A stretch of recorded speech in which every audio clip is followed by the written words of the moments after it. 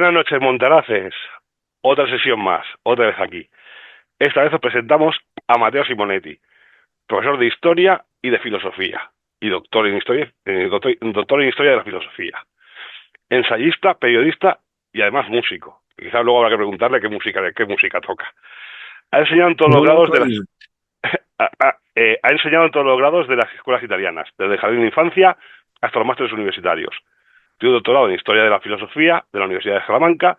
Es autor de publicaciones en revistas científicas internacionales, ha impartido conferencias sobre temas histórico-filosóficos, para igualdad de instituciones académicas, tanto italianas como extranjeras. Además de enseñar y reflexionar sobre ello, se dedica al estudio de la historia y el pensamiento entre las dos guerras mundiales y las conexiones que estos han tenido con la situación actual. En este caso vamos a hablar de su último libro que ha editado en español, aunque él ha escrito ya 6 libros, este es el primero que se edita en España, que es Fichte, Heidegger y el nacionalsocialismo a la luz de los cuadernos negros. Es un ensayo que es la tesis doctoral que hizo el autor sobre este tema, que es el resultado de un camino de una investigación que duró más de 5 años y estuvo salpicada de conferencias y publicaciones que permitieron una importante verificación en curso. Sin más dilación, Mateo, buenas noches o buonasera. Buenas noches y buonasera a vosotros. Entonces, puedo decir, por primero, disculpe por mi español, porque he tomado clases, pero no lo hablo hace un año, entonces puedo malentender a veces. Puedo decir que eso es un libro muy importante, muy nuevo. Se ha escrito mucho sobre la relación entre Martin Heidegger y el nacionalsocialismo, antes y después de la publicación de los Cuadernos Negros, que son los libros de me, que yo he estudiado. Sin embargo, sabemos que el mundo cultural, el mundo académico, no menos que el mundo mediático, ha abordado estas cuestiones sobre la base de muchísimos y enormes prejuicios y presiones políticas que aún hoy siguen siendo decisivas. Para darse cuenta de ello, basta con observar el uso absurdo que se hace hoy de los términos nacionalsocialismo y fascismo en todos los contextos políticos, un uso que pretende, como decir, enturbiar las aguas y perpetuar la remodelación atlantista de Europa, como decimos antes. Eh, en mi ensayo disecciono con la cuchilla de la lógica las obras de los principales intérpretes de esta relación, poniendo al desnudo, yo creo sin piedad, omisiones, lagunas, censuras, incoherencias, pero sobre todo la falta de preparación histórica y historiográfica que se esconde detrás de la mayoría de ellas, de los intérpretes de la relación entre Heidegger y el nacionalsocialismo. En efecto, si se quiere ahondar en el sentido de un informe, no se puede analizar a fondo un extremo, Heidegger, y basarse en prejuicios anticuados sobre el otro extremo, el nacionalsocialismo. Entonces, he sido obligado a deconstruir los estereotipos sobre el movimiento político alemán para dar sentido a esta relación. Y a continuación he comunicado mi clave historiográfica, mi interpretación, que es una interpretación inédita, que se basa en la relación entre el pensamiento de Fichte y el de los nacionalsocialistas, una relación sustanciada posteriormente en opciones políticas muy claras. Entonces, este ensayo que como dijiste antes, es mi tesis doctoral sobre este mismo tema, es el resultado de un camino de investigación muy largo y estuvo salpicado de conferencias y publicaciones que permitieron también una importante verificación en curso. Mediante el uso de un material inédito, documentos pocos conocidos y sobre todo a través del estudio integral de los cuadernos negros, los discursos y los escritos de Hitler y el pensamiento político alemán del siglo anterior a la toma del poder por parte de este último, despejado diversos psicologismos e interpretaciones reductivas y históricamente infundadas, produciendo, en mi opinión, una visión de conjunto única que permite comprender tanto el pensamiento heideggeriano respecto a la política y a la sociedad, como la verdadera naturaleza del nacionalsocialismo en su complejidad. Entonces, podemos decir algo sobre los cuadernos negros, que son el centro de mi investigación. Son 33 cuadernos que habla de el periodo desde el 31 hasta el 69. A mí me interesan lo que van hasta el 48. Son unas 2.700 páginas en la traducción italiana y hablan de todo, de todos los temas heideggerianos. Los temas fundamentales para una lectura política son el nacionalsocialismo y el judaísmo, dos temas muy importantes en los cuadernos negros. Más allá del pensamiento de Heidegger, este libro es un enfoque del periodo histórico en el que se sitúan y de los acontecimientos a lo que se refiere. Por ejemplo, he utilizado los cuadernos negros para poner a prueba la vulgata histórica que nos ha llegado del Tribunal de Nuremberg, de la propaganda de los vencedores angloamericanos, de los modelos y de los estereotipos culturales que estos promovieron en la Europa de la posguerra. Lo he hecho partiendo dal supuesto metodológico banal, però lamentabilmente l'ho praticato, de que Heidegger non era esquizofrénico. ¿Por qué se han publicado ahora los cuadernos negros? En mi opinión, porque la gente no estaba preparada antes. El problema es que tampoco lo está hoy. Hoy se considera ilegal reflexionar en busca de la verdad. Hoy los delitos de opinión limitan la difusión del pensamiento en Italia como en España y como en toda la Europa. Eh, es interesante decir que Heidegger dejó un escrito en el 37 en el que sugería un itinerario de lectura de su obra. Este escrito se llama Über der Bewahrung der Versuchten. Es un escrito que eh, pretende aplicar el criterio tradicional del corpus aristotelicum, es decir, una subdivisión de las obras de Heidegger en exotérica y esotérica. Es decir,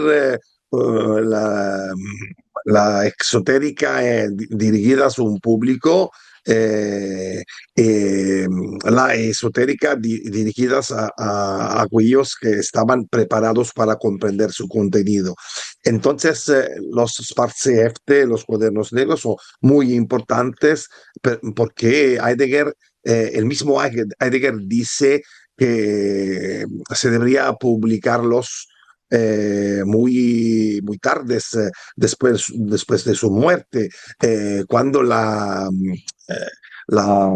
gente era parada para la comprensión de sus escritos. Para comprender si Heidegger se adhirió al nacionalsocialismo, en qué medida, con qué plazos y de qué manera, debemos preguntarnos si por casualidad el motivo de su adhesión no estuvo determinado por un enemigo común entre Heidegger y el nacionalsocialismo. que actuó como catalizador.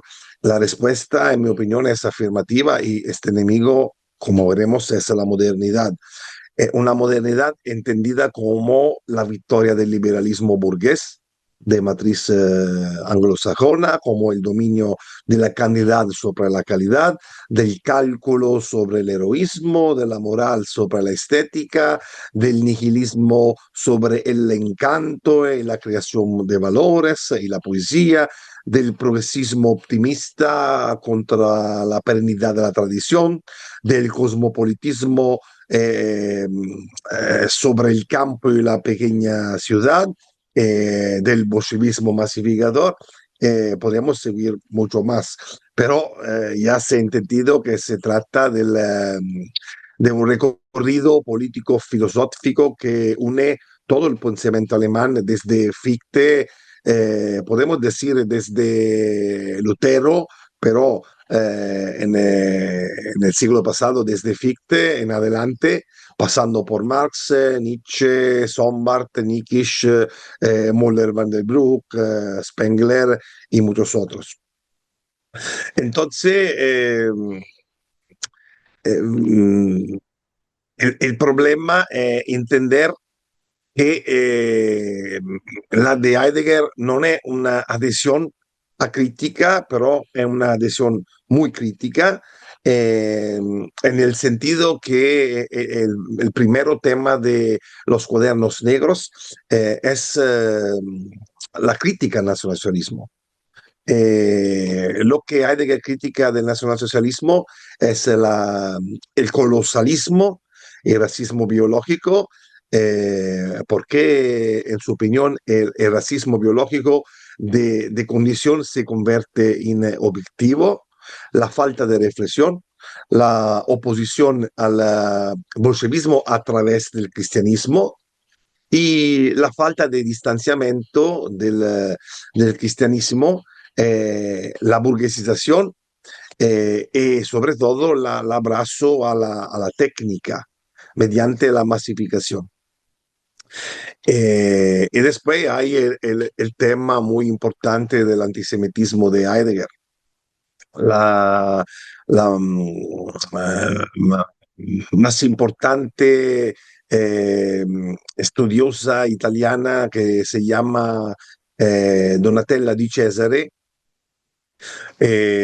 abraza una solución increíble porque dice que piensa que la única forma de mantener a Heidegger dentro sin arrojarlo por el principio y sin negar sus palabras es demostrar que todos los filósofos alemanes han hecho lo mismo que él.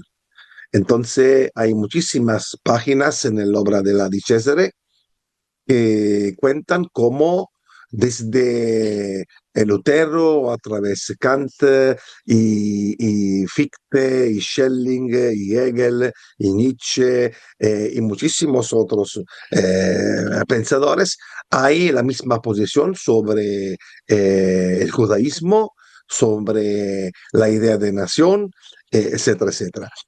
Pero no se le pasa por la cabeza que todos ellos podían tener razón. Y hoy la falsa historiografía pinta a todos los alemanes como seres que de repente se convirtieron en monstruosos sanguinarios, en enfermos mentales, con psicologismo eh, que tienen sus orígenes en la escuela de Francofuerte que llegó en el Estados Unidos en el años 40, ¿no? Eh, la escritora, la Di Cesare, dice, aquí es una cita particular, Heidegger atribuye el principio de la raza a los judíos que lo habrían introducido furtivamente en la historia y serían, por tanto, los primeros racistas. Además de sorprendente, la acusación es capciosa.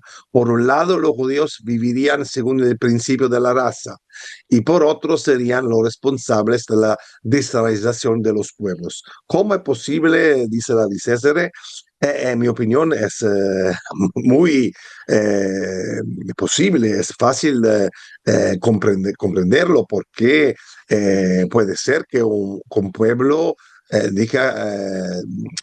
puede decir que por otros pueblos es importante el mezclamiento, pero por su pueblo es una una cosa que no se puede eh, aceptar. Entonces no veo cómo ese pensamiento de Heidegger puede ser algo de ilógico. Eh, para mí es una verdad clara. Pero el objetivo de Cesare en el fondo es seguir alimentando el sentimiento de culpa de los alemanes, impidiendo el renacimiento de lo que como tercera vía encarnaron lo bueno del nacionalsocialismo y el fascismo.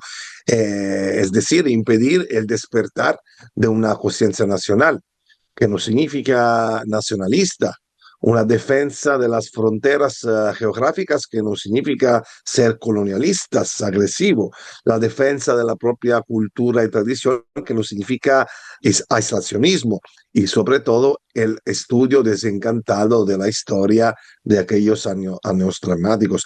Es una cosa que los gobiernos no permiten hoy, un estudio verdaderamente libero.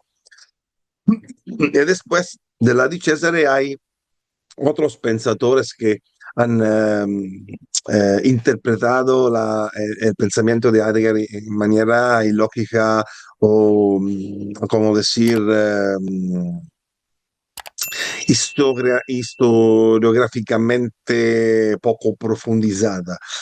Por ejemplo, podemos hablar de Travni, que es el cuidador oficial de los cuadernos negros, que dice, cita, hay un antisemitismo en el pensamiento de Heidegger que, como corresponde a un filósofo, se dota de un fundamento filosófico imposible, porque si es antisemita no puede ser filósofo, pero que se reduce, no obstante, a dos o tres estereotipos. La construcción ontohistórica no hace más que empeorar la cosa. Entonces, hay el pensamiento del cuidador oficial de Travni de los cuadernos de eso, que dice que Heidegger es un gran pensador, tiene una cabeza impresionante para la explicación de todo, pero es una cabeza que de repente no sé cómo se dice en español, se convierte en una cabeza tonta, normal, solo por lo que se refiere al antisemitismo. Entonces, el mismo Travni dice, cita, se hace insistente la impresión de que Heidegger se pierde en un ocultismo para el que nos faltan las palabras. Eh, o debemos diagnosticar un caso de paranoia antisemita. Entonces, señores, aquí tienen un Heidegger loco. ¿No? Eh, o Tavni escribe preguntarse si los pasajes antisemitas de los cuadernos negros hacen necesario despedirse de la filosofía de Heidegger no parece en absoluto descabellado. Eh, hay un Heidegger que se muestra como un Heidegger tonto, que no es capaz de una lucididad, se dice lucididad, eh, que es que es típica de un filósofo. Entonces, por ejemplo, Travni dice, el hecho de haber mantenido en secreto los cuadernos negros, disponiendo que se publicaran en último lugar, está relacionado quizá con la intención de mostrarnos con especial eficacia hasta qué punto su pensamiento era también producto de la confusión. Entonces, ¿cómo no? Se imaginan a Heidegger pensando y diciéndonos, les muestro lo tonto que era, no hagan como yo, por el amor de Dios. Hay muchísimos pasajes de esta tipología. Por otro lado, tenemos dos pensadores. Uno es Alfieri, el otro es von Hermann, que dicen que todo el antisemitismo de Heidegger no se puede considerar una parte importante de su filosofía.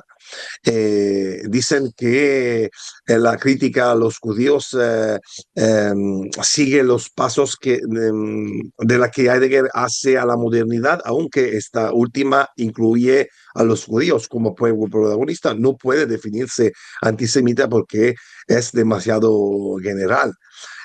Von Hermann escribe que no puede haber antisemitismo alguno porque es un filósofo. Entonces, hay posiciones muy superficiales. Yo pienso que para comprender cómo la perspectiva y la visión del mundo de Heidegger sea eh, antitética a aquella de la globalización, tenemos que mirar a una declaración de James Warburg, eh, que es del primero de febrero del 1950 ante la Comisión de Asuntos Exteriores del Senado de los Estados Unidos. Warburg he dicho, la gran cuestión de nuestro tiempo no es si se puede llegar a un gobierno mundial, sino si se puede llegar a él por medios pacíficos. Entonces tenemos una posición, la de Heidegger, que es muy diferente. No se puede imaginar una coexistencia entre la posición de Heidegger y de las tradiciones alemanas que estás ante de Heidegger y el mundo cosmopolita y moderno y burgués y urbano de esta élite que no es solo una élite judía, pero es eh, también una élite judía. Entonces Heidegger sabía esta situación y escribió en los cuadernos negros, pero no solo, eh, estas ideas políticas muy fuertes, muy importantes.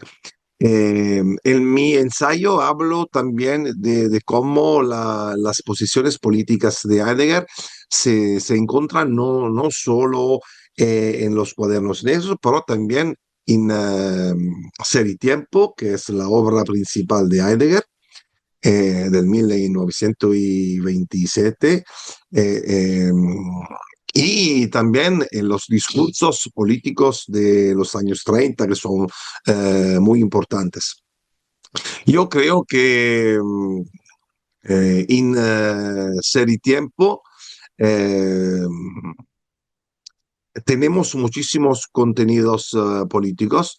Lo mismo Heidegger, lo he dicho, porque pronunció en la entrevista a los Spiegel la frase, cita, en aquella época, está hablando de los años 30, todavía estaba totalmente absorto en las cuestiones desarrolladas en Ser y Tiempo y en los escritos y conferencias que siguieron. Cuestiones fundamentales del pensamiento que afectan las cuestiones nacionales y sociales. Esta frase nos dice claramente que Ser y Tiempo contiene importantes reflexiones, incluso fundamentales, dice el mismo Heidegger, sobre cuestiones nacionales, es decir, política. Entonces quiero anticipar para una comprensión más fácil cuál es mi tesis principal. En Ser y Tiempo, Heidegger muestra cómo el Dasein es esencialmente la búsqueda de una anarquía en el sentido aristotélico, la decadencia diaria del uno con sus figuras, la curiosidad, la habladuría, la distracción, ponen al hombre en contacto con sensaciones negativas, de engaño, de coacción, de disipación. La opresión determinada por el uno y su mediocridad impiden una visión clara y luego un proyecto de propia vida en un sentido propio.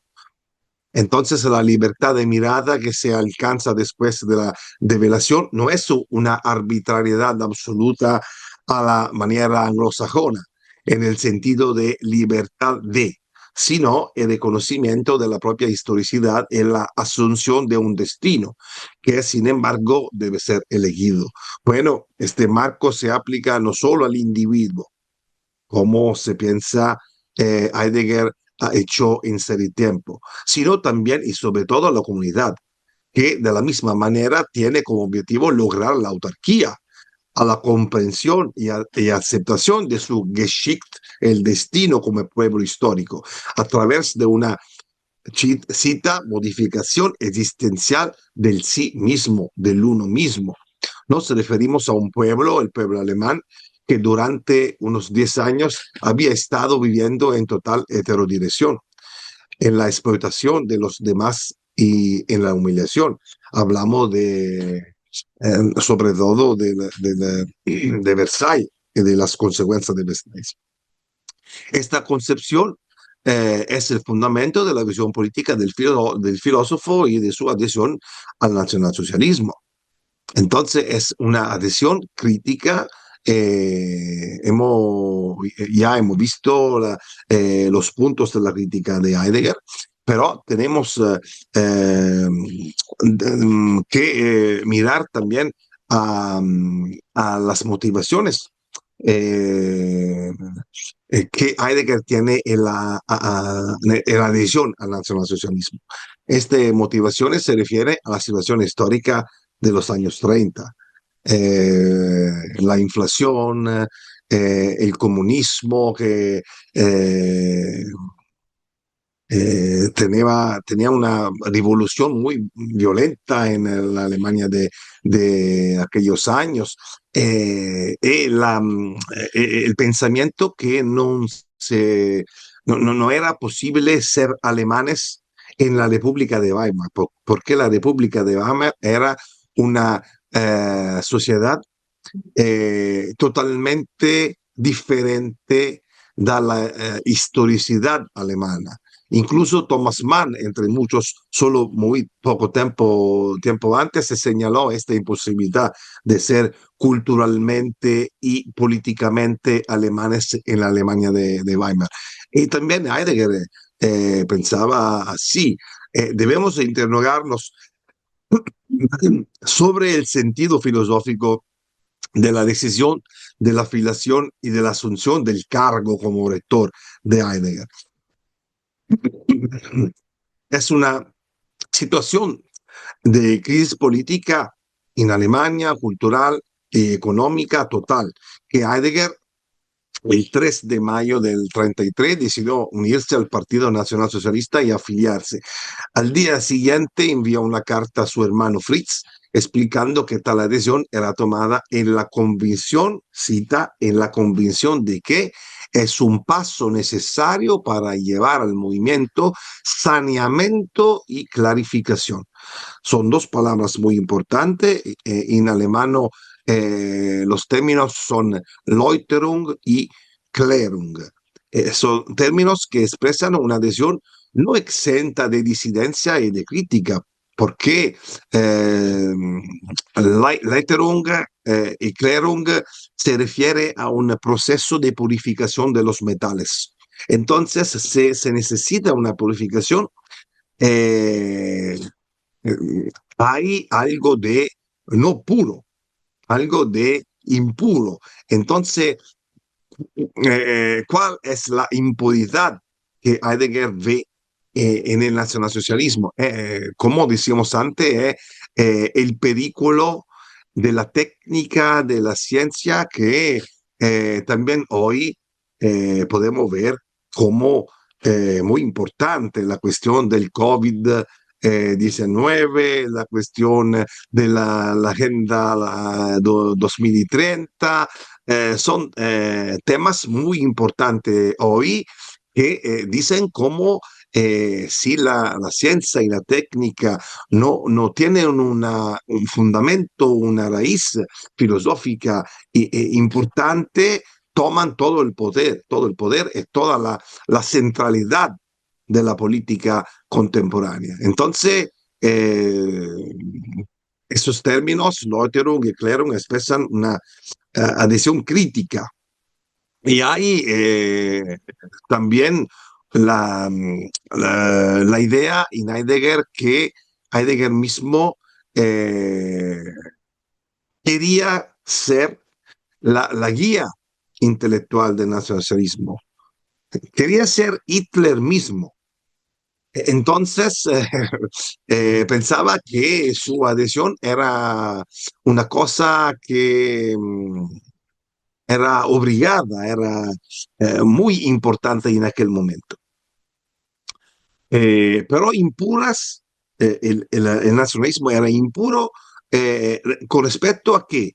Respecto a un pensamiento alemán anterior, que en la mente de Heidegger, en cambio, era evidentemente puro o más puro y que debía preservarse de esta modernización.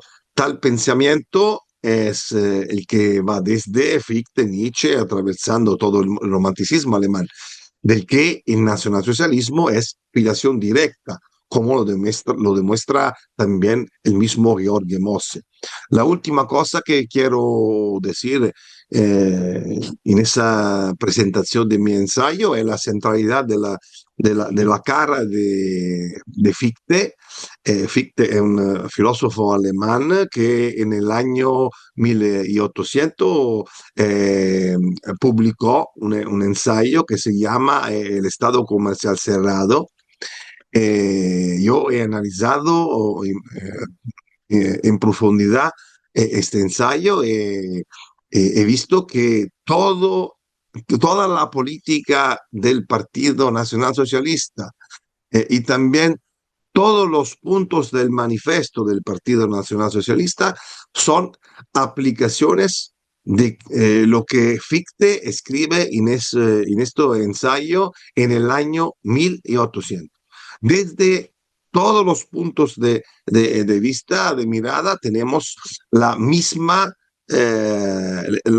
ideas, por ejemplo, por la idea sobre la economía, sobre la moneda, sobre la política exterior, sobre la política interior, sobre la seguridad, todo lo que el Partido Nacional Socialista ha hecho, ha pensado, ha escrito, ha realizado en 1930 fue pensado y escrito da Fichte en el año 1800.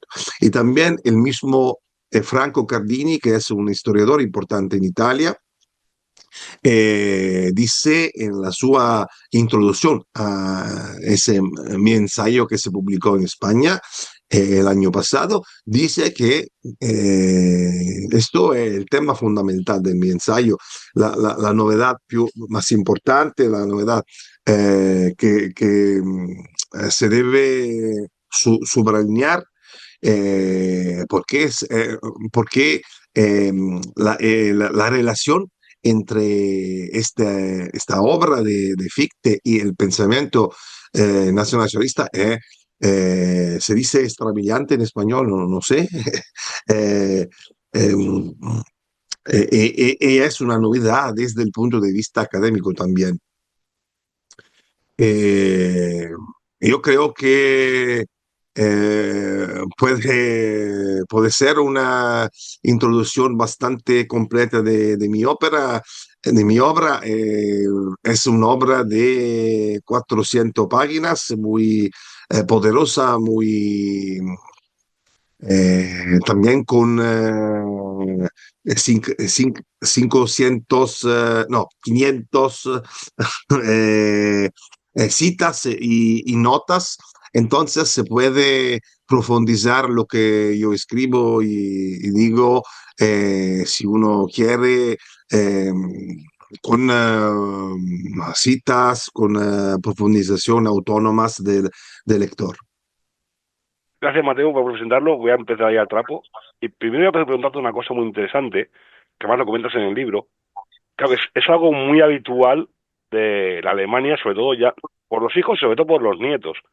Y es cuando has buscado documentación, sobre todo las cartas de Heidegger y la documentación que puede tener Heidegger, que los nietos, imagino que serán, tan puesto problemas, quizá un poco pues eso, la vergüenza, ¿no?, de que mi abuelo era un nazi, lo típico, ¿no? Mi abuelo era nazi y entonces no queremos sacar el pasado, no quiero sacar las cartas, etcétera, etcétera.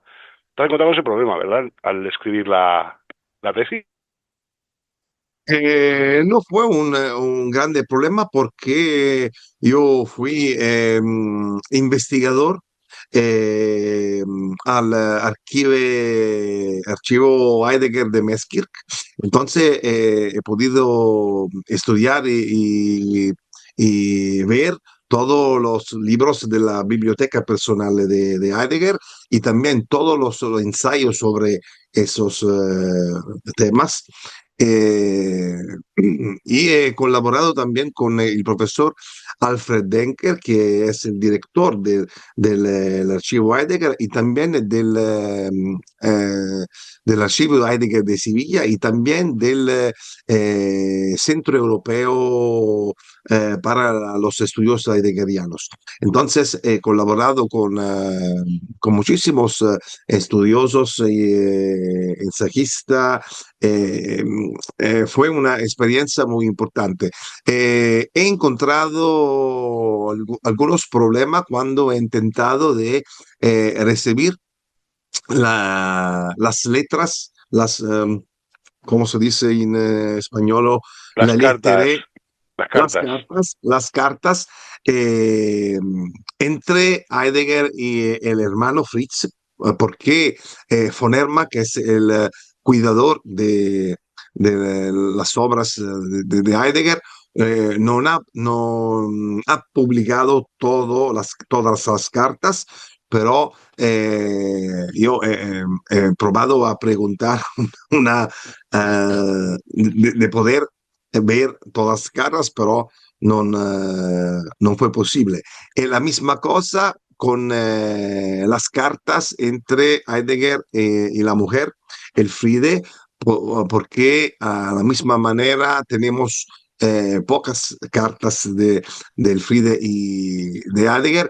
Y he escrito a Gertrude, que tiene la mayoría de las cartas que no se han publicado hoy, pero a la misma manera no he podido verle. Eh, pero creo que esa tesis de doctoral a la Universidad de Salamanca fue una cosa muy extraña, muy particular, casi un milagro, se dice milagro en español, Milagro. milagro, milagro, porque en Italia no es posible hacer una investigación como esa, porque en la universidad cerran todas las puertas, toda la, la, la posibilidad la posibilidad de estudiar, de escribir sobre ese tema. Es una censura muy fuerte que en España no he visto. Yo creo que Salamanca es una situación muy particular y creo que una, la presencia de un cristianismo de fondo fue positiva, porque ese progresismo muy radical que tenemos en las universidades también españolas, pero italianas, etcétera, a Salamanca no lo he visto. O sí, claro, si fuese en Barcelona o Madrid habría sido peor que en Salamanca. Igual Salamanca todavía es una universidad y no es un sitio donde llevan a la gente a aprender un trabajo. Pero bueno. También es muy interesante lo que has comentado, que también cuentas en el libro, y que es muy interesante también, y es que para poder entender no solo Versalles, sino Segunda Guerra Mundial y la Primera, hay que entender todo el movimiento romántico alemán del siglo XIX, el Sturm und Drang. Porque claro, ya no es solo que aparezca el nacionalsocialismo, es que aparece también todo lo que es la derecha y la revolución conservadora, que se llama revolución conservadora por llamarlo de una manera, porque cada uno es de una padre y de una madre. O sea, todo el mundo tiene puntos en común, pero difiere en otros puntos. Incluso, claro, que Heidegger y Hitler tengan puntos en común y sean conexiones, claro, bueno, o todo el pueblo alemán era obvio, o sea, con el caldo de cultivo que se creó en el siglo XIX y principios del siglo XX, generará el pueblo alemán que se generará entre guerras. Si a eso le sumas la humillación de Versalles, ¿qué haces? Que un pueblo orgulloso se sienta humillado y además se ve atacado, pues es normal que al final explote. Y claro, mucha gente dice, oh, es que no entendemos cómo el nacionalsocialismo pudo triunfar. Si tú lo empujas y el pueblo ya pensaba de una manera, pues lo único que hiciste fue todavía juntarlos más y unirlos más. Y claro, la gente no entendía cómo todo el pueblo podía estar junto. Es que todo el pueblo pensaba igual, porque todo el mundo venía de la misma literatura, de la misma cultura y de la misma historia. Entonces, de la misma manera que ahora degeneramos con el progresismo y cada vez damos más asco a nivel general en todos los países de Europa Occidental, en aquel momento fue al contrario. Todo el pueblo, generación a generación, se fue formando y se fue forjando. Sí, sí, estoy de acuerdo. Eh, entonces hay dos puntos en común entre Heidegger e Hitler. El primero es la ideología Volkisch, porque los dos pensaban en la manera Volkisch. Y también la mujer de Heidegger eh, estaba coinvolta, como se dice, dentro del movimiento Volkisch. Eh, y lo que tú dices sobre Versailles es muy verdadero y importante porque el pueblo alemán eh, sabía que eh, en aquel momento tenía que tomar una decisión porque la situación era dramática desde todos los puntos de vista. eh, Hay dos ánimas del nacionalismo, una que se refiere a lo que tú has dicho, el orgullo, la humillación, la reacción a la humillación.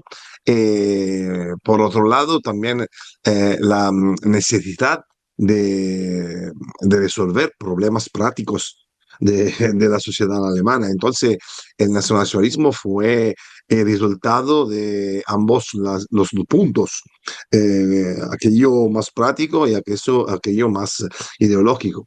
Eh, la misma ideología la tenemos en todo el movimiento romántico. No lo digo solo yo, lo dice, por ejemplo, también Georg Mosse, que el más famoso historiador que ha escrito sobre le- las raíces culturales del Tercer Reich. Es un escritor de izquierda, que es judío y que es homosexual. Entonces no se puede decir que tiene una mirada prejudicial. Eh, Dice que es la verdad que todo el mundo romántico alemán tiene la misma, más o menos, la misma ideología que el nacionalsocialismo después ha hecho concreta, ha realizado. Sí, luego también, claro, muy interesante eso que has dicho ahora de Moses, ¿no? De que como es de izquierda, que no sé qué, que no sé cuánto, que claro, que por eso no se le critica. Y aquí pasa al contrario, que la gente de calidad, tanto italiana como alemana, que fue criticada o que ha sido vilipendiada por el mero hecho de haber estado en el bando perdedor. Pues claro, yo puedo entender que a Heidegger le discuta a otro filósofo, porque es la obligación de un filósofo, si su sistema funciona o no funciona y si lo que piensa o la teoría desarrollada por el filósofo es correcta o es incorrecta. Pero tachar a un filósofo, criticar a un filósofo, o a un ingeniero, o a un escultor, o a lo que sea, porque es nazi, porque es patatas, claro, eso ha llevado a un problema, ya no solo para la gente que pensaba así, sino que además yo creo que es un problema para la humanidad. O sea, se han perdido grandes genios, menos a los espaciales, que se los repartieron los rusos y los estadounidenses para hacer la carrera a la Luna después, pero se ha perdido un montón de talento por el mero hecho de es que es fascista o es que es nazi. Y ya directamente se descarta a esa persona, o se descarta esa idea, o se descarta el trabajo que ha hecho. Pero la historia está llena de situaciones como esas. Por ejemplo, Amsun, el nombre para la literatura, se declaró loco. Eh, Solo Pirandello in Italia, che fu fascista, se considera un importante letterato. Pero Furtwängler no se puede decir que no fue un importante director de orquesta porque fue nacionalsocialista. Podemos continuar muchísimo tiempo ese tipo de observaciones. Sí, es un problema porque hay dos modelos de censura. El primer modelo es una censura soft, una censura que dice el pensamiento de esta parte política es un pensamiento menor, es un pensamiento que no se puede sostener porque es un pensamiento de derecha, es un pensamiento no progresista, etcétera. Hay un otro punto que es la censura directa que hoy tenemos sobre todo lo que se refiere a una revisión histórica de la Segunda Guerra Mundial, de Nuremberg, también de los años después de la fin de la guerra. Los años se ha hecho el limpiamiento de la cabeza de los alemanes. Hay dos tipologías entonces de censura, una directa también que es muy peligrosa porque al fin hay, como se dice, el cárcel, en español, el carcere, la prigione, Ah, la cárcel. el cárcel, pero por otro lado hay una imposibilidad de hablar, ¿no? Eh, He visto el caso en España de Isabel Peralta, he escuchado sus discursos, es un caso eh, muy importante, muy significativo y creo que en Italia eh, esta mujer sería directamente en cárcel ahora. Bueno, aquí va camino la pobre.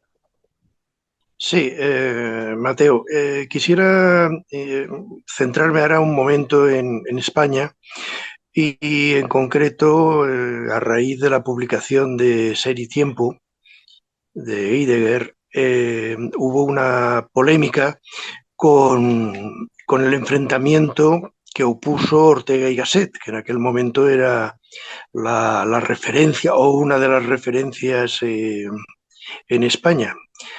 Luego, claro, con el paso después de la guerra en España y ya con el nacionalcatolicismo, pues Heidegger ya quedó un poco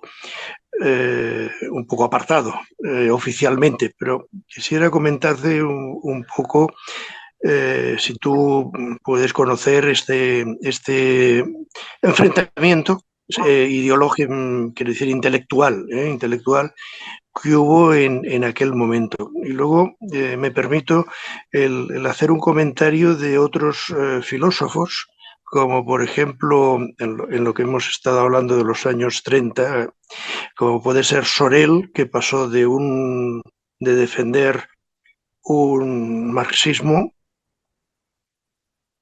a ir evolucionando, y esta siguiente etapa del marxismo ya tenía que entrar dentro pues, del fascismo italiano o del alemán. Es un tema interesante. Hay muchas diferencias entre Heidegger y Ortega, debido, en mi opinión, sobre todo al cristianismo, porque Heidegger tenía una mirada crítica sobre el cristianismo, y también creo que también desde el punto de vista político, Ortega era muy cercano al movimiento Pan-Europa de Kalergi, tenía la afiliación al movimiento Pan-Europa de Kalergi, entonces es una cosa muy diferente de la ideología política de Heidegger. Yo creo que la situación de Heidegger se puede interpretar a la misma manera que interpretamos la situación de Miguel de Unamuno eh, frente a, a Franco, porque la crítica que ha hecho Unamuno es la misma que ha hecho Heidegger, es decir, la necesidad de una autonomía de la universidad alemana frente a la fuerza política del nacionalsocialismo. Entonces, se puede pensar que hay una afinidad, una cercanía entre el pensamiento de Heidegger en el socialismo o de Unamuno y del franquismo, pero hay la necesidad de decir que la filosofía y la cultura tienen un papel más importante eh, que aquello de la política. Por lo que se refiere a Sorel, es importante decir que fue muy importante por lo que se refiere al pensamiento de Mussolini, y no así importante por el pensamiento nacionalsocialista, como decía antes Raúl. la, eh, Hay un pasado muy importante y muy denso, se dice en italiano, no sé cómo se dice en español. Y en Alemania, muchísimos, no solo filósofos, pero también eh, literatos, escritores, Hölderlin, etcétera, que son la raíz del pensamiento eh, nacionalista. En Italia tenemos el pensamiento del risorgimento político italiano, pero no hay una presencia muy importante de ideología eh, que han podido anticipar el fascismo.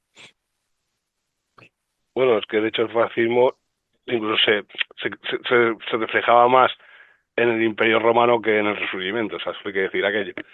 Ahora te quiero hacer dos preguntas, pero son dos preguntas que son largas y primero mejor que respondas una y luego la otra porque están muy relacionadas.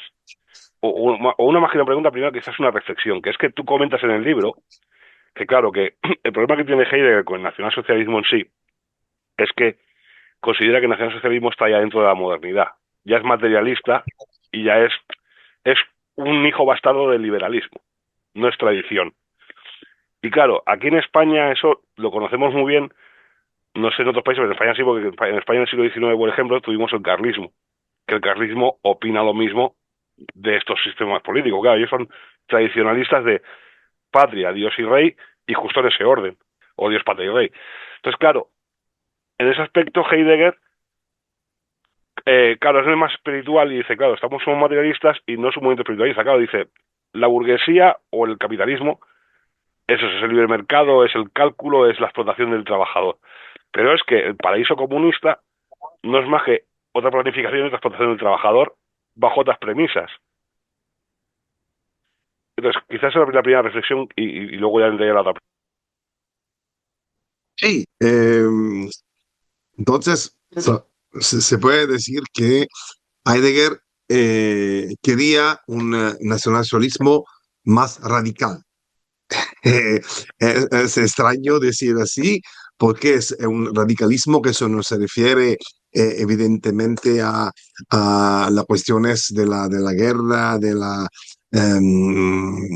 seguridad nacional, pero era un radicalismo filosófico, porque ha, ha entendido eh, el peligro de la técnica y de la mundialización. Hay pasajes de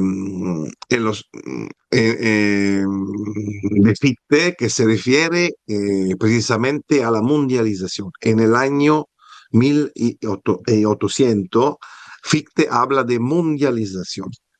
Es extraño, es particular, pero es así. Entonces, el mismo Heidegger tenía muy claramente la visión de una mundialización. Había entendido que quizás el nacionalsocialismo no tenía el tiempo, no tenía la capacidad de reflexión. ¿Por qué no tenía el tiempo de elaborar, se dice, elaborar una, una, una solución? En ese sentido, yo me he preguntado si frente a la guerra tenía razón Hitler parando los tanques o Heidegger pensando a una filosofía más profundizada.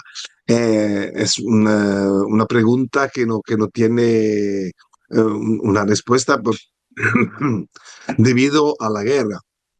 Entonces, tenemos que preguntarnos si la guerra fue una guerra que el nacionalsocialismo quería o no. Esa es la pregunta más importante en el sentido historiográfico. En mi ensayo yo escribo, yo he escrito muchísimas páginas de carácter histórico para explicar eh, también la causa de la Segunda Guerra Mundial.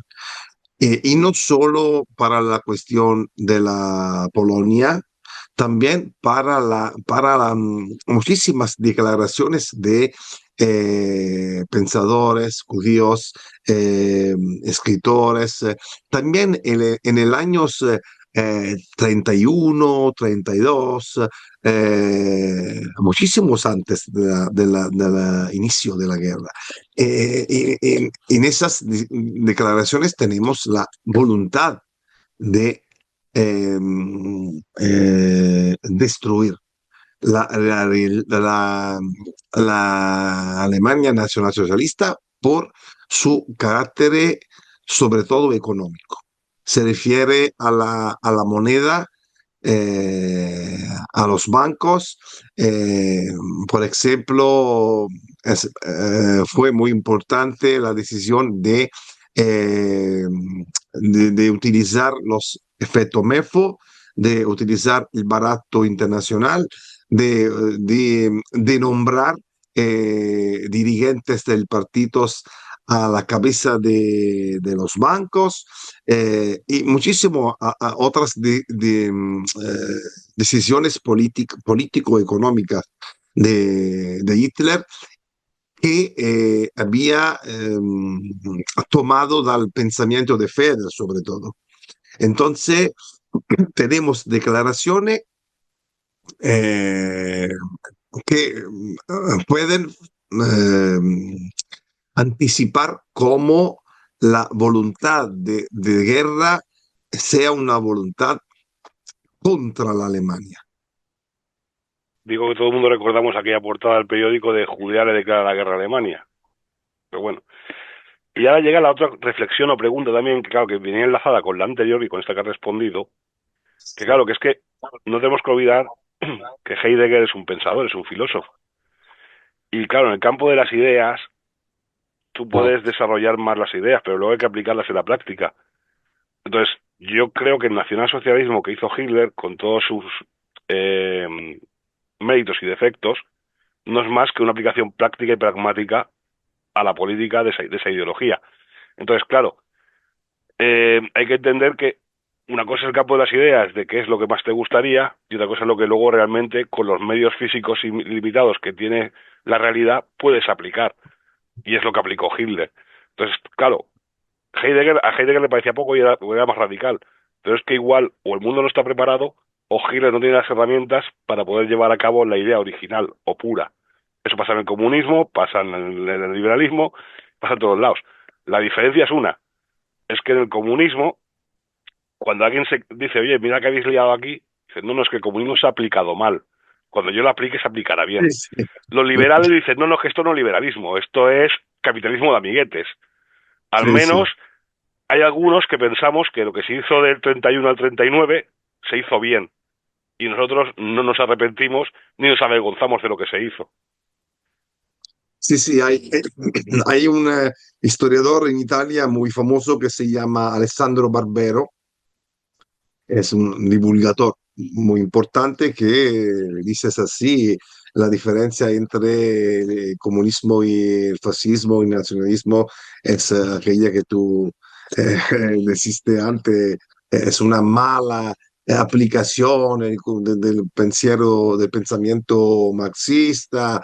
eh, y por otro lado, el nacionalsocialismo y el fascismo fueron aplicación justas de ideas que eran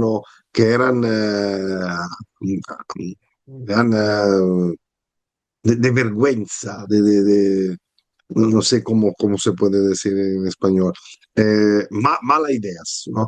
Eh, sí, la situación eh, que tú deciste antes de la posibilidad de hacer algo en la práctica y no solo en la filosofía, se ve claramente en la relación entre el nacionalsocialismo y la Unión Soviética, porque, por ejemplo, Heidegger dice que el pacto Molotov-Ribbentrop es un pasaje de los Cuadernos Negros.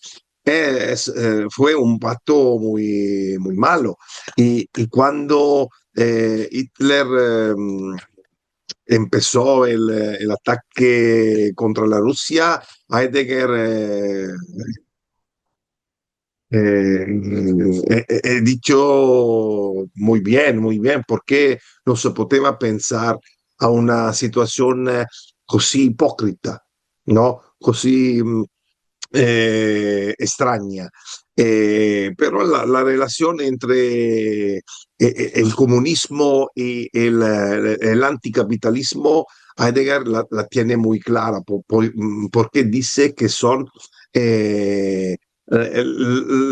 las dos caras de la misma, ¿cómo se dice medalla en español? No, la misma moneda. En España sería las dos caras de la misma moneda. La misma, dos caras de la misma moneda debido al mismo materialismo y al mismo economicismo. Eh, Hay muchísimos pasajes en los Cuadernos Negros en los que Heidegger dice así. Pero una cosa que no se dice mucho, que es muy importante, es que el ejército, ¿se dice ejército? Ejército, sí.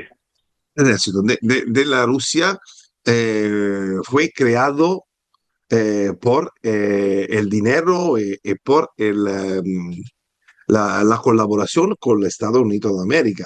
Entonces, en el año 40 se tenía la percepción que eran dos caras de la misma, ¿cómo se Moneda. dice? Moneda.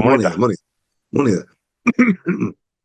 Y un pensador, un escritor que ha escrito mucho sobre ese tema es Ernest Nolte, que yo he estudiado muchísimo. Mi ensayo tiene un capítulo sobre el pensamiento de Nolte, sobre Heidegger y también sobre la situación entre la la Unión Soviética y la Alemania en aquel periodo. Yo, si me permites, quisiera comentarte un aspecto, y es que la denominación. En aquel momento, los años 30, los años 40, el movimiento nacional socialista y el movimiento fascista eran no modernos, sino que eran avanzados. O sea, al tiempo cronológico, era un movimiento avanzado. O sea, separa un poco la denominación de moderno, porque moderno cae en el modernismo y en los modernistas, sino que era un momento avanzado. Entonces, mi pregunta es que, pese a la edad de Heidegger, eh, en Alemania su pensamiento estaba, esto es un poco filosófico, estaba más cerca de los jóvenes de la Hitlerjugend que, por ejemplo, de los grandes Gulatiers y los faisanes dorados que se decía en aquel momento, que era un movimiento más joven, era avanzado y por tanto es un movimiento avanzado. Sí, estoy de acuerdo que es un movimiento, son movimientos avanzados y no modernos, pero esa idea vale sobre todo por el nacionalsocialismo y no por el fascismo, porque el fascismo tiene una relación diferente con la modernidad. Eh, Podemos verlo, por ejemplo, en la relación con la música americana, con el jazz, con Stravinsky, con la vanguardia desde el punto de vista del arte figurativa, eh, el futurismo, la relación entre el fascismo y la técnica es más positiva que la misma relación entre el nacionalsocialismo y la modernidad. En mi opinión, el nacionalsocialismo es menos moderno que el fascismo. Eh, por lo que se refiere la segunda parte de tu pregunta era Que al ser la un Hitlerjugend, movimiento la Hitlerjugend. Sí, avanzado, sí, sí, sí, era un sí, movimiento que iba más a los jóvenes sí, de... se entiende muy bien leyendo los discursos políticos de Heidegger de noviembre del 33, cuando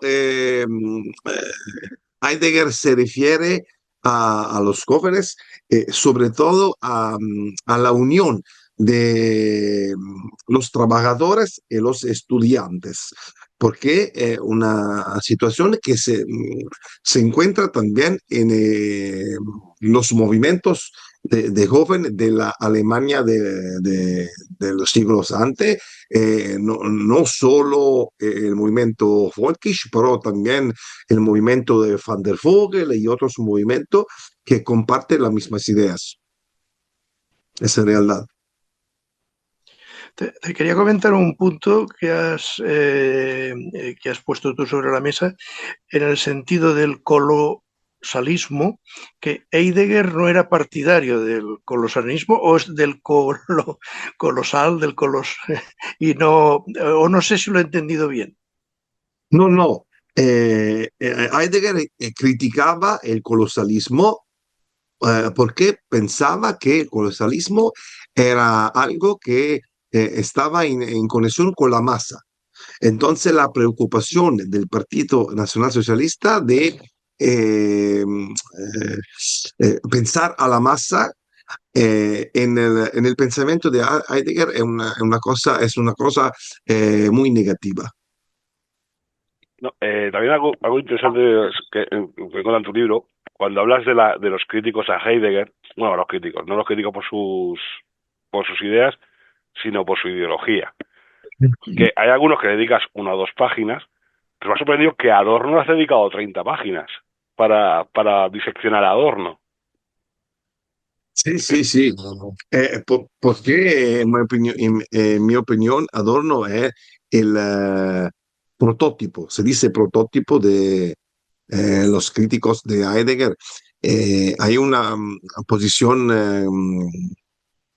radicalmente diferente entre los dos, que depende da,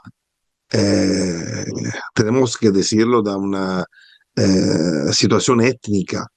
Adorno como judío piensa que, por ejemplo, eh, lo he escrito en una obra que ahora no recuerdo, he escrito que le SS fueron eh, así violentas porque la gente que tomaba parte en la SS eran campesinos. Entonces hay un odio, un odio casi irracional en Adorno que se refiere a todo lo que Heidegger considera tradicional. Y hay la misma crítica en algunos pasajes del Mein Kampf, eh, en lo que Hitler habla de los turistas judíos en los hoteles de Alemania después la crisis del 29, ¿no? De la crisis del 22. Eh, entonces, si tú lees... si tú lees con atención el pensamiento de Adorno, eh, te das cuenta que son dos mundos, eh, se dice inconciliables, Sí, bueno, mundos irreconciliables o mundos diferentes. muy diferentes, muy diferentes. Y el obra de Adorno es el modelo de las críticas de todos los pensadores después. Si tú miras el Adorno, la crítica de Lukács. Si tú miras a la crítica que han hecho después Fayet o Farías o Fuchs o la misma Di Cesare, son los mismos temas de Adorno. Sí, pero eso me sorprendió porque, claro, a todos le dedicas 1 o 2 páginas para hablar de ello. Cuando llegas a Adorno, dices, no, espérate, que aquí me voy a quedar 30, de las 60 a la 90, para él. Se la dedico entera. No, pero también es muy curioso lo que has dicho tú ahora, que claro que es quizá un cambio, una diferencia del nacionalsocialismo respecto al comunismo, que es que como es un movimiento volquis, como bien hemos dicho, además no se centra tanto, o no se centra solo en el obrero trabajador, sino que se centra en el pueblo y sobre todo habla mucho de las raíces de volver al campesinado y le dará mucha importancia al nacionalsocialismo al campesinado y al resurgir de los pueblos y al aumento de los pueblos y las aldeas. No es tanto un movimiento proletario de fábrica como puede Sí, ser la idea sí. de la retina. Hay un pasaje en el manifiesto del Partido Comunista en 1848 en el que Marx dice que la burguesía ha tenido un papel positivo porque ha destruido el idiotismo rural. Entonces hay una diferencia muy clara con el socialismo que entendía hacer de los campesinos la vanguardia también militar de la expansión alemana a este. Se puede leer eso en manera muy clara en la obra de Darré, Walter Darré. Sangre y suelo, sangre y tierra, según la Suelo, traducción. En sangre y este suelo. tema de la traducción quisiera saber tu opinión porque hay una frase que siempre recuerdo de Julián Marías, que él primero recuerda que en el año 27-28, cuando leyó Ser y Tiempo, se preguntaba cuántas personas en España habían leído Ser y Tiempo, pero él en los años 50 comentaba una frase que me llamó siempre la atención, y él decía que a Heidegger en alemán lo entendía perfectamente, pero las traducciones de Heidegger al español no entendía nada. y siempre me llamó la atención porque, claro, yo lo he tenido que leer en español y a veces he tenido que darle la razón porque en según qué conceptos te explota un poco el cerebro en la traducción. Sí, sí, yo también no entiendo muy bien el alemán, entonces leo la traducción. Pero eh, es la verdad que eh, tenemos que leer más posible en el idioma original de la obra de Heidegger, porque el idioma alemán es un idioma particular, eh, muy similar al latino, que permite la unión de palabras, de la creación de palabras nuevas, que es una cosa que Heidegger decía muy importante, sobre todo en la segunda parte de su vida filosófica. Pero tengo 50 años, no puedo empezar ahora eh, un nuevo idioma. He hecho bastante con el español, que he empezado 4 años atrás, desde cero. Entonces es difícil estudiar muy profundizadamente el alemán ahora. Conozco palabras, puedo leerlo, pero no puedo comprender Heidegger en alemán. Bueno, quizá también el problema que tiene Heidegger es que, como bien comentas tú a veces que en las cartas, de claro, es que a veces, como está escrito en alemán, cuando hace la traducción la hacen como le da la gana a la hora de hablar de él. Que cuando dices, mira, aquí en esta frase dicen esto, pero quizás tal vez voy a traducir por esto otro. Sí, sí. Luego, a mí tengo una curiosidad ahora que aquello de que eres músico, ¿qué instrumento tocas? ¿O tocas o tocas algún estilo de musical? O... Yo soy maestro de piano, pero soy también compositor. Eh, Escrito de algunos líderes, eh, entonces música vocal y piano, sobre poemas de Hölderlin, que se refiere también al pensamiento de Heidegger. He hecho el maestro de piano durante 15 años. Y después he ganado el concurso como profesor de historia y filosofía. Eh, eh, eh, como decir, eh, la enseñanza de música volvió a hacerlo, pero sí sigo haciendo unos conciertos cada año para mantener mi capacidad de tocar el instrumento. Oye, nada menos que el piano, no es la guitarra o cosas. O sea, es algo que hay que Piano, tener. piano, piano. Y 15 años tocando el piano, leñe. Sí, sí, he tenido en mi vida algunos proyectos, como dice Heidegger. Eh, el primero era aquello de ser un músico, un pianista y un compositor. El segundo, un periodista, fue periodista durante algunos años para periódicos nacionales en Italia, el Secolo d'Italia, el Indipendente, y también para algunas revistas como l'Uomo Libero, il Borghese, revistas culturales de área de derecho, decimos así. Y el tercer proyecto fue aquello de profesor. Una pregunta pidiéndote o un consejo o una recomendación.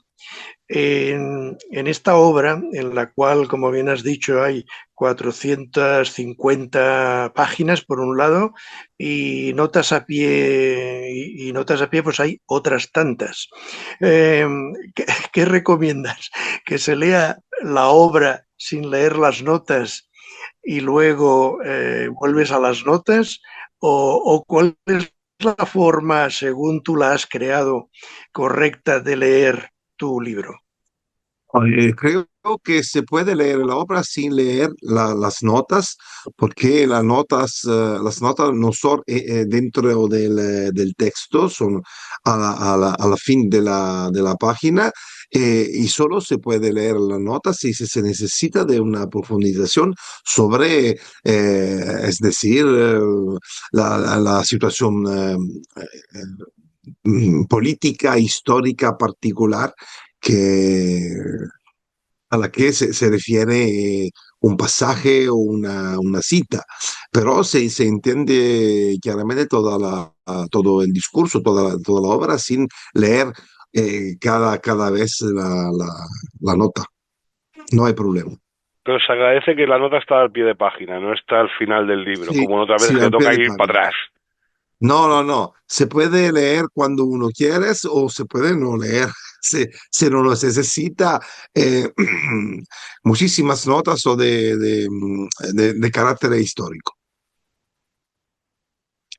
Porque eh, mi preocupación fue también aquella de mostrar al lector por qué Heidegger pensaba así en aquel momento histórico. Entonces, cada vez Heidegger habla de un hecho histórico. Yo he creado la nota a pie de la página que dice por qué Heidegger podía pensar así.